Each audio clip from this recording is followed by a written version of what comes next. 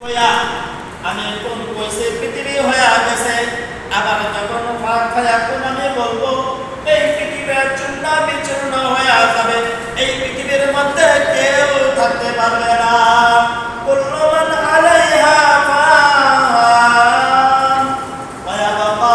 ওয়াজহু রাব্বিকা যুল জালালি ওয়াল ইকরাম কুল্লু মান আলাইহা ফান ওয়া ইয়াবকা ওয়াজহু রাব্বিকা যুল জালালি ওয়াল ইকরাম আল্লাহ তাআলা বলেন পৃথিবীর সমস্ত কিছুই একদিন ধ্বংস হয়ে যাবে কিছুই পৃথিবীতে মধ্যে থাকবে না সমতল ভূমি হয়ে যাবে কুল্লু মান আলাইহা ফান সারা পৃথিবী একদম তছনছ হয়ে যাবে শুধুমাত্র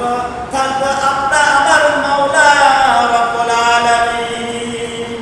একমাত্র রব্বুল আলামিন থাকবে আর সব একেবারে ধ্বংস হয়ে যাবে তখন আল্লাহ তাআলা কর্ম করে বলতে থাকবেন ও অহংকারী রাজা বাদশা এখন তো পারতো না সব তো ধ্বংস হয়ে গেছে এখন কিছুই নাই একমাত্র আমি হচ্ছে আহকামুল হাকিমিন আল্লাহ তাআলা বলেন প্রত্যেকটা প্রাণীর মৃত্যুবরণ করা লাগবে কুল্লু নাফসিন যায়কাতুল মাউত আইনামা তাকুনু ইউদরিকুমুল মাউত ওয়ালাউ কুনতুম ফি বুরুজিন মুশাইয়াদা আল্লাহ তাআলা বলেন আয়াতের মধ্যে বলেন মৃত্যু থেকে যদি তোমরা পলায়ন করতে করতে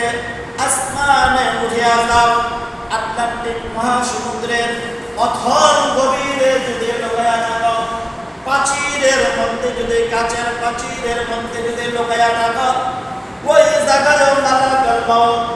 আজরাইল আলাইহিস সালাম যায় তোমাকে ধরিবে জেরুজালেমের বাইতুল মুকাদ্দাস এই বাইতুল মুকাদ্দাসের মধ্যে সামনে বসা হযরত সুলাইমান আলাইহিস সালাম সামনে বসা বাইতুল মুকাদ্দাসের সামনে বসা হঠাৎ করে আল্লাহর এক বান্দা দৌড়ায়া যাইতেছে বাইতুল মুকাদ্দাসের সামনে যায়া আল্লাহর খলিল আল্লাহর পয়গম্বর হযরত সুলাইমান আলাইহিস সালামের সাথে সাক্ষাৎ হয়ে গেছে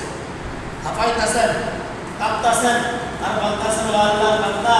ও আল্লাহর পয়গম্বর আপনি তো আল্লাহর জলিলের কদর পয়গম্বর আপনার কথা